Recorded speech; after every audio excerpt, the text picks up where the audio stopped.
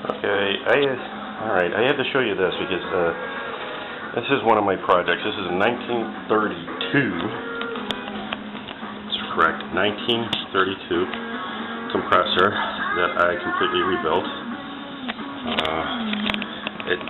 It took a long time. It was very old. The motor gave me the most problem, the copper, twisting the copper and everything, and redoing it.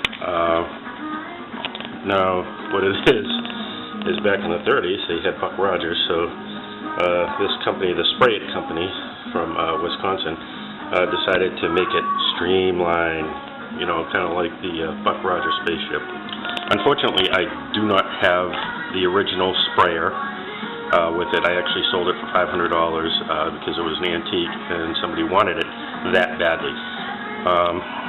The only problem is the only thing that's not original is the gauge. The gauge it was just completely smashed, so I had to put an upgraded gauge in it and everything else. I believe this probably is not original. This piece is, but this piece isn't. It looks like just a regular plumbing hardware and everything else. Most of it was rusted. You can I'll be showing the pictures I took in all the stages as I was rebuilding this. So that's it, 1932 compressor. All I have left to do with the engine is put a new cord on it and everything else, which is right over here. Here's the plate for it and everything, but it's a self-contained unit, has a handle, you just grab it and go, and everything else. It was working, but wasn't performing as well as I wanted it to, so I took it apart, cleaned it all out, and had to repair a couple of pieces. You know, the compression tank on it, the seal was broken, so I just replaced it, sealed it, and everything. Here we go, almost done. Okay, so what I did is I took the top part off. It was still kind of rusty, and cleaned it up. And here I find an S. I don't know if it has to do with, you know, the S there, Spray It company. So I don't know if it is actually original or not. Same thing with this piece here. Now this here is the relief valve. So the chamber pressure, which here is the chamber.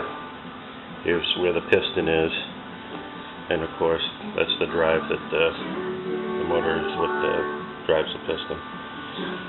Looks like I'm going to have to use some line tape, put some line tape on there to make sure that the connections are leak free, because there's you notice there's a little bit of the thread is crushed or opened up a little bit.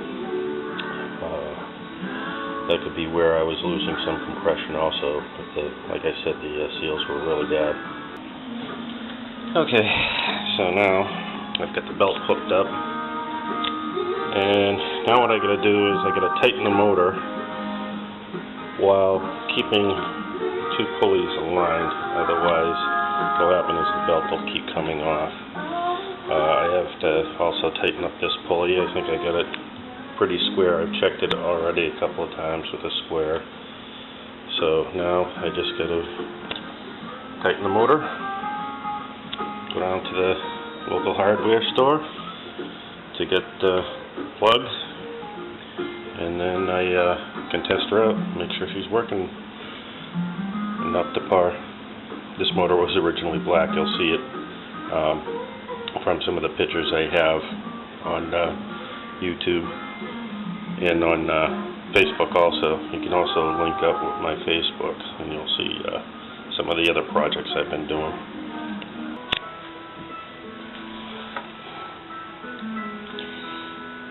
How am I going to tighten it without moving it and everything else? And what I'm going to do is I'm going to have to lift it up onto a chair, tighten it from underneath very carefully so I don't have the belt move or anything.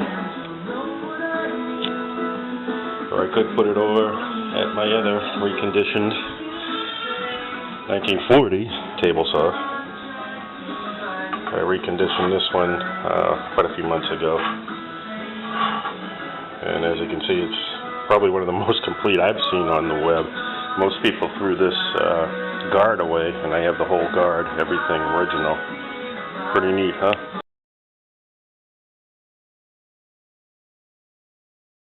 You see this? I'm getting harassed. I'm getting harassed.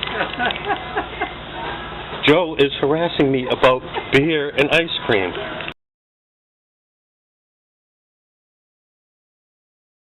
You wonder about my adventures out here in Texas.